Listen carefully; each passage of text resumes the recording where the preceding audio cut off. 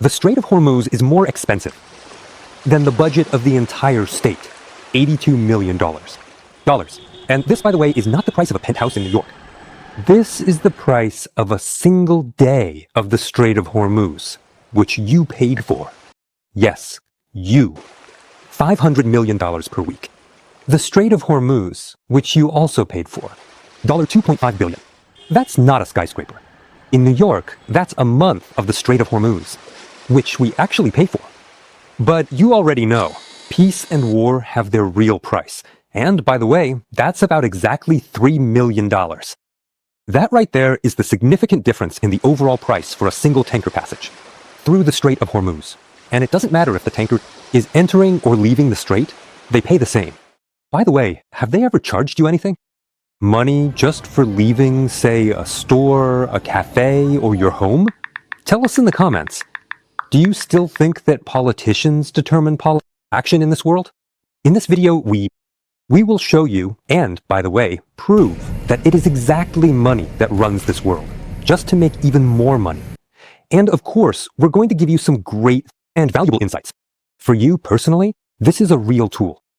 It's something you can use in your work, business, and everyday life. This tool is based on a real scientific approach. The theory that actually won a Nobel Prize in economics. So watch the video until the end and you will find out how to get the most out of your career, business, and life. This is a useful tool, which is directly connected to the news about the Strait of Hormuz. By the way, this is one of those cases when the news actually gives people a useful tool. Wow! This is Citizen Online. Lots of legal tips and nuances. We'll break the whole episode into 4 chapters to make it easier for you about money, governments, business, and that very awesome, a useful tool for you. Chapter 1, about money and the very first notary. Where did it all even begin? The fascinating historical backstory and the very first and highly unique application of a notary throughout human history. So the Strait of Hormuz is sometimes in a state of conflict. Truce, sometimes not. If you could use only one book to describe the situation in the Strait, 100% it would be War and Peace by Leo Tolstoy. Peace lasted for 20 days, and it wasn't an army that broke it, but a legal wording in a document in the Islamabad Memorandum, which, by the way, was officially signed remotely just recently. Recently, in June, by Iran and the USA. Well, yeah, and here is one of the promised legal tricks and peculiarities. This is one of those truly exceptional instances in recorded human history when the prime minister of another country, Pakistan, actually acted as a notary. And this is not a joke. You all probably remember how notaries in your city certified your powers of attorney? Well, the most influential and authoritative notary in the world at this moment is the one who certified an international agreement signed remotely, the Prime Minister of Pakistan. He became the top authority among notaries worldwide, certifying an agreement on behalf of the American superpower. He certified an agreement for the superpower, the United States. And if there were an Oscar for notaries in the world, he would definitely win it. So the name of the memorandum in honor of Islamabad is damn. Well-deserved and justified. But why go through all these complications in the first place? Why not just do it the old-fashioned way? Sign the agreement in person? As usual in diplomacy, formally. But the warring parties used this tactic for a reason. Sitting down together at the negotiating table was so reputationally toxic that it seemed easier to sign a truce using electronic digital signatures. And who reacted the fastest to this electronic digital signature? That's right, money, business. In just 6 years. The cost of maritime insurance for an average oil tanker in the Strait of Hormuz dropped from 6 to 3. $1 million. But 20 days later, American aircraft struck again. So who do you think was the first person to react? That's right, money. Business reacted. Instantly. Money always does. Money is geopolitically correct. It doesn't smooth over the edges. Money doesn't have a diplomatic education. The price for passage shot back up to about $6 million for a single passage. And do you know what the insurance companies think about all this? Fire, baby, fire! Or pay us, damn it, twice as much.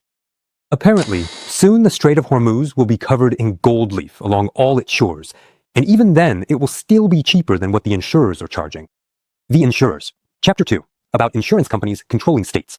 In this chapter, we'll explain how states lost sovereignty over their own ports and handed everything over to the management of insurance companies, insurance conglomerates, and here's another legal trick and peculiarity. Article 7 of the International Convention on Civil Liability for Oil Pollution Damage. From oil pollution. You won't believe it, but it actually prohibits states from accepting oil tankers, of course, without insurance. And do you know why? Otherwise, all the responsibility for compensating the damage would fall on the state itself. Because the world is more complicated than it seems. The owner of the tanker hides behind offshore companies in island nations. All of this is concealed by complex pyramids of limited liability companies. In case anything goes wrong, the company will immediately declare, what? That's right, bankruptcy. And it will continue its operations on a neighboring island under a different name. But when it comes to compensating damages worth several billions, the state itself will have to pay. But there's also a legal irony here. States don't issue insurance themselves. It's too complicated for them. Let me explain what ship insurance is using the example of regular cars, so it's immediately clear. Because in the world of ship insurance, there are a lot of similar principles as with cars. There's mandatory insurance, which is pretty cheap. Then there's the expensive optional one, if you want to be fully insured. Mandatory insurance is issued for a year, and it doesn't insure you personally, but rather other people against you. But the expensive commercial insurance can be taken out for a month, for a single trip, for just one journey, or even for just one strait in the world of ships. And for tankers, there's a concept called the Blue Card. That's the very same mandatory maritime insurance. Remember about cars, right? It's issued by P&I clubs. It's needed exclusively for ports and countries. It's the very guarantee that if a tanker spills oil, the insurance club will pay the damages. Without a Blue Card, the country to which the ship is registered won't give it a certificate, and the port will automatically deny it entry. And just like if a car didn't have such insurance, it simply wouldn't be allowed on the road. Here are some cool commercial insurances for you. Big money is given out by stock exchanges. For example, Lloyd's London Stock Exchange. They issue the same insurance for war, which is called a war risk certificate. And a large number of these insurance-related programs are being drawn up. Well, of course, where would London be? Got your insurance in London? Welcome to the port. But don't forget about the fundamental connection between the marine insurance market and the British East India Company. We'll explain how that's connected a bit later. So it turns out to be a paradox. The state has essentially formally surrendered the commercial prerogatives of entry and exit as well. Their own state ports to the international group of P&I clubs. And as for that very same East India Company, it's long gone. Although maybe it just changed its name. But why did the state do this, handing everything over to London? Well, of course, because of money, obviously. Was there ever any doubt? If there's an accident, the damages can be absolutely astronomical. Just imagine, the average cost can be out of this world. Just picture it. The average cost of a VLCC supertanker is $100 million. And sometimes much more than that. A lot more, even. The value of the oil on board, about 2 million barrels, is somewhere around $180 million for just one cargo. The damage from a marine pollution incident can reach up to $3 billion, and shutting down an average-sized port can cost $1 billion or more. Shutting down a port can cost $1 billion or more. Not to mention the lawsuits. And what's more, legal expenses alone can easily push the total risk up to $5 billion. And that's just from a single incident involving one tanker. Let me remind you of a shocking fact about the Strait of Hormuz. About the strait itself, around 50 of them pass through there. Add up all these amounts, and it would be just like a total judgment day for the Strait of Hormuz. Just like in that famous Terminator movie. Only instead of a tragedy, for all of humanity, it would be a disaster for the entire ship insurance market. Imagine if, in theory, absolutely every tanker passing through the strait at the same time was attacked. The total amount of damages in just one day could hypothetically amount to as much as $250,000. $1 billion. Just try to imagine for a moment that half the annual budget of one of the world's most powerful and robust economies. Germany could go up in smoke in the strait in just one day, and in just 14 hours, the entire budget of Germany would be gone. And here's a bit more legal irony for you. By the International Convention, and according to its additional protocol, the amount that the insurer is actually required to pay remains quite limited and tends to hover right around plus or minus 1 billion for the entire incident. This means that instead of the theoretical damage of $250 billion, the insurance companies would only pay a maximum of $50 billion. How do you like that kind of insurance? Would you want it for yourself? Let us know in the comments. So the damage could be 5 times greater than what the insurance pays out. The difference will either be covered by a separate, more expensive insurance policy for the ship owner, the very one issued by the London Lloyd's market, or it will simply hang in the air, and then they'll try to recover it through the courts for years. So it's a fantastically huge price. Absolutely no single insurance company could successfully withstand such a massive financial burden alone. The entire international insurance market is actually built in part upon this very idea and on those time-honored and classic principles from the East India Company era. Divide the loss among everyone. Everyone. Never take the loss on yourself. So, well, just imagine the situation. A London insurer cancels the blue card and the ship's documents. It instantly turns into a legal floating brick. The country to which the ship is registered will no longer issue it a certificate without the proper certificates. The port won't let it dock, because in case of an accident, as you already remember, the state would have to pay. That's why the shutdown button for global trade is, by the way, not in the US and not in China, the Pentagon.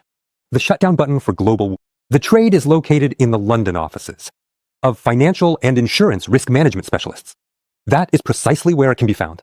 But here's one of the most important pieces of advice a lawyer can give you. It's useful absolutely everywhere in life. If you would like to know what is really happening in the world, don't listen to politicians. Look at your receipt. Chapter 3, about business, UN illusion and risk price. Regarding receipts, insurers take in 80 million daily.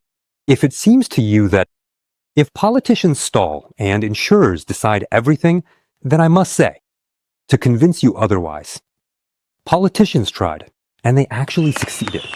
A world record was set, not at the Olympics and not at the World Cup, but at the United Nations. A total of 135 countries formally condemned the actions taken by Iran and the attacks on ships in the Strait. That was a world record. And now just imagine that for a moment. The global community has only come together like this on 2 issues in its entire history, about the Ebola virus and about Iran. Never in the history of the UN Security Council has there been so much agreement on a single issue. Your chances of winning $1 billion in the lottery are higher than seeing the majority of the world stand in solidarity on something in your lifetime.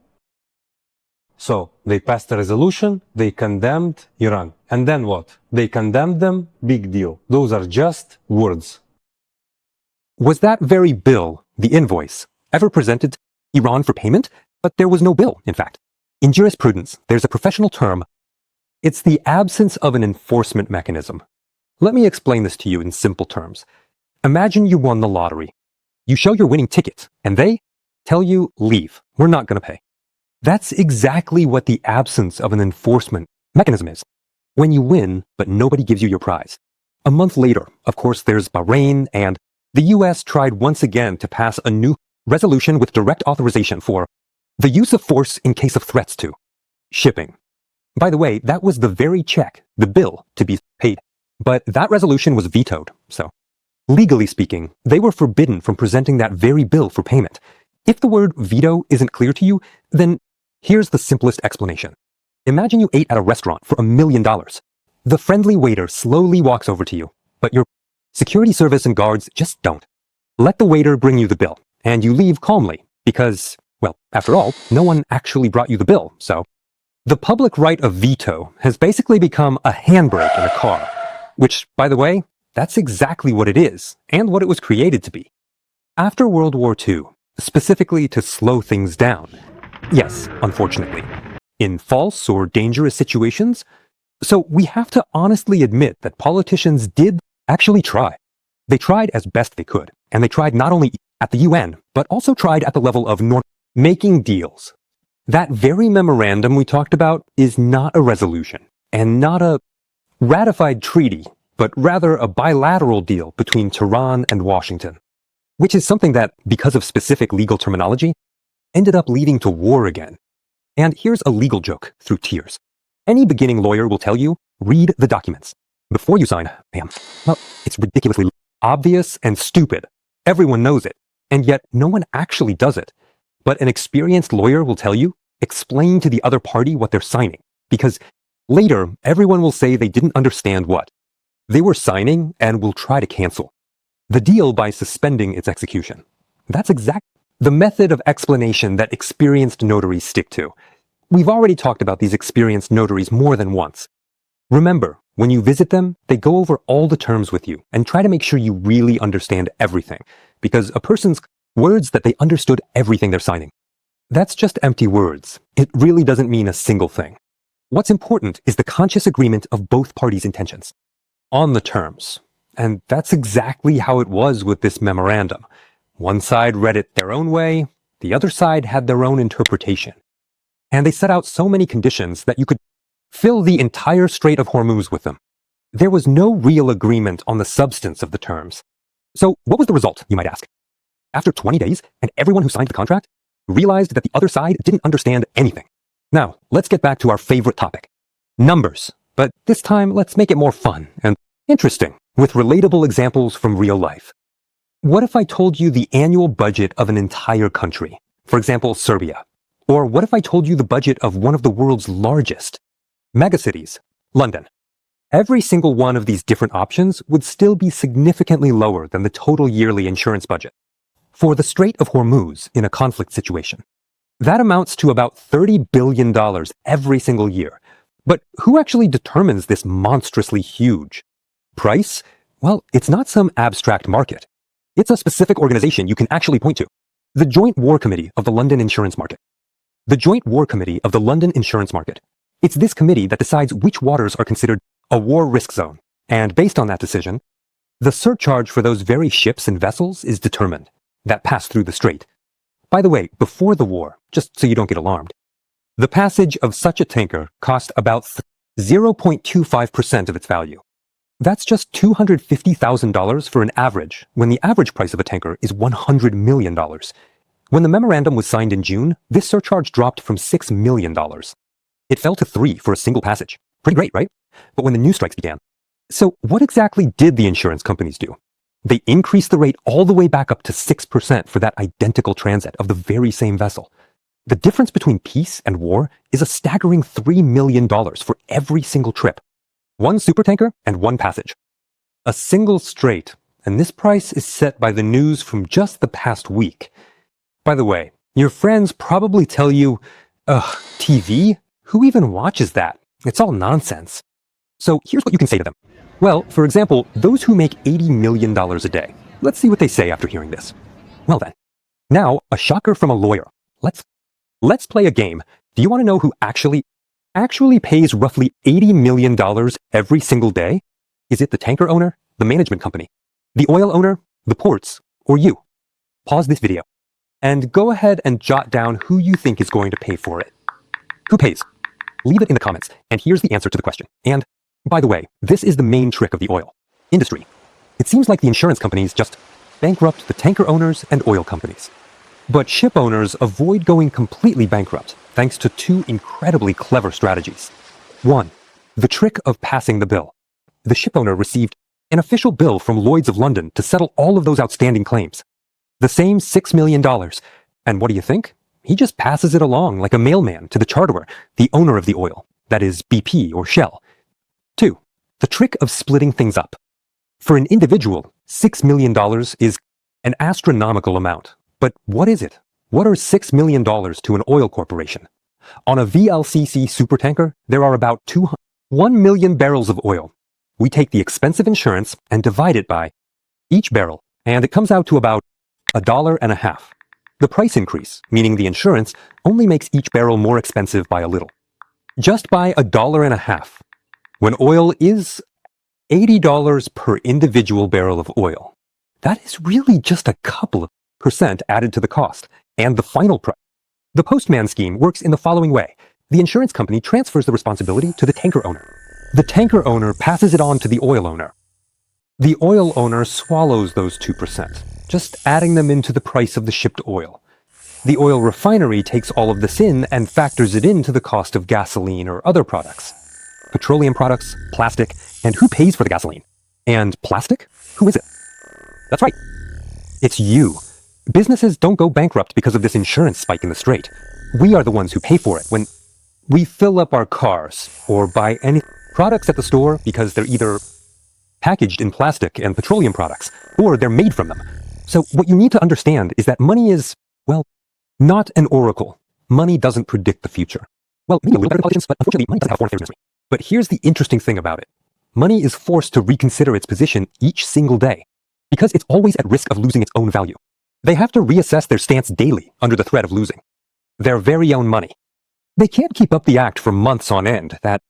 There's no mistake. So the speed at which prices move up or down and your receipt at that very store or gas station provides a reflection of the actual state of the world more accurately than any statement from politicians. Remember that legal advice we gave you?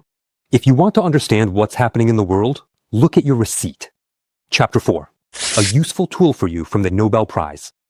And the cherry on top, the tool that we promised to give you, the one for which they awarded that very Nobel Prize in economics. This is the theory of asymmetric information, a scientific theory that says you can't trust a statement if there's no personal price for lying. But you can trust an action that costs money. Specifically for you, our dedicated viewers, we have officially named this tool the penalty for a promise. Or in business literature, it's often skin in the game. It teaches you to ask just one question. Exactly how much money will the person or company lose if they deceive you, if their promises turn out to be false, if their promises turn out to be lies? And here are those 3 real-life examples. Work, life, and business. And with the help of scientific theory, which won the Nobel Prize, we will explain how to solve each of these problems. Example 1, the employer and golden career promises. Imagine you're at a job interview. The company manager is trying to convince you to accept a lower salary. Under market rate, they ask you to endure it for 6 to 12 months, saying the company is having financial difficulties and they just need a little more time to get things rolling and bring in more orders. And he absolutely promises to give you a raise, promises to promote you, promises to make you a partner. He guarantees you'll get an annual bonus. Plus, he says he never abandons his own people and that you're all family. According to the scientific theory, the Nobel Prize, these are just cheap talk. His promises don't cost him a dime. In 6 months or a year, he'll say, listen, sorry, the crisis dragged on. So what does he lose? Nothing, except for your loyalty. And what does he get? Your resentment and a significant bonus for reducing the company's payroll expenses. By cutting your salary? But here's how to solve this situation using the Nobel-winning tool. You need to note the following. Great, I believe your promises. Boss, why don't we get this down in writing? In the employment contract, that in 6 months, a year, if it succeeds, my salary will double, or the company pays me a fixed bonus. A bonus. The company will promote me to the necessary level of manager or partner, and in case they don't want to fulfill their promises and regarding my contractual obligations, the company will be required to provide me with 6 months' salary as a severance penalty payment, and this is considered an additional agreement. With these conditions, we'll take it to a notary. If the director starts refusing and says, oh, that's complicated, we don't do that. That's all just cheap talk based on scientific theory, but if he notarizes this additional agreement, then it's real, and it is. An expensive signal. According to Nobel scientific theory, example 2 is a real-life example. Example 2, contractor, household renovation. Imagine you're hiring a crew of builders to renovate whether it's a house or an apartment. They beat their chests and say, everything will be done in 2 months. We provide premium quality. We've been on the market for 20 years, not to mention. A single dissatisfied client. What did you just hear? That was cheap talk, according to that same scientific theory. If they happen to miss their deadline by 3, 4, or 5 months, they'll only end up wasting your time and theirs. No one will compensate you for your nerves. No one will compensate you for the lost profit from not being able to rent out that apartment. That's all your problem. The builders don't care since they aren't responsible, right? But how does this Nobel-winning tool solve it? In the contract, you need to include clauses stating that for every day of delay, a fee of 1% of the total transaction cost is charged. The entire agreement. All bank accounts of all builders and the whole teams, either together or separately, are recorded in the contract. The entire team takes on the burden, all of the financial obligations to you upon the formal execution of this agreement, and as compensation in case of non-performance. That is, that same delay and deterioration in quality, they pay you the required amount of interest. And what if they suddenly refuse? Then you will have the right, as a security measure, to take their construction tools as a temporary restriction until the damages have been fully compensated. And this is where the magic of the so-called theory of asymmetric information begins. A slacker who knows he'll miss deadlines will do it. He'll do a bad job and abandon the construction site, running away as fast as he can, and will never sign a paper with the real penalty for broken promises and missed deadlines. But a professional and skilled crew won't. They'll sign because they're confident in their abilities, quality, and meeting deadlines. Example 3. Business. Here's the situation. Your friend or partner asks you to invest in a joint business, says, the plan is a sure thing, zero risk, and says, just give me the money and I'll handle everything. Profits will be split 50-50. He says he's calculated it all. It's a sure thing. He's already taken online courses on high-speed business success from scratch. His friends made it, so you'll succeed too. But what's happening? But what is it actually? Per a Nobel theory, this is just cheap talk. It's just talk. If the business fails, you'll lose the money you invested, while your partner just loses time and effort. You have unequal stakes. When it comes to the cost of making a mistake, to him, it's promises. To you, it's money. The Nobel tool solves this. So you ask your partner, all right, let's take on the risks together. For example, let's have you sign a guarantee, take out a loan from the bank, or please arrange for a bank guarantee under my personal name to compensate me, to cover any losses and pay me compensation, the beneficiary. A year from now, if we break even, you just give me your share or return part of the amount from your personal savings. But if you refuse or can't do it, then the bank will pay me everything as financial compensation directly on your behalf. This way, you make your friend or partner put, figuratively speaking, their own skin in the game. And that's exactly what the costly signal. And if they agree, they won't deceive you, because for them, it would simply cost far too much money. The essence of this Nobel theory, this noble principle, is simple. The world is full of people ready to risk your career, your time, your nerves, your money, and your business.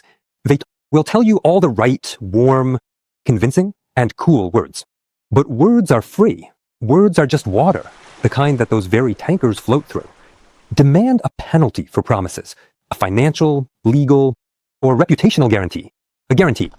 That will severely hit the one who is actually making the promise if they lie. Words are free. Take a close look at those who pay.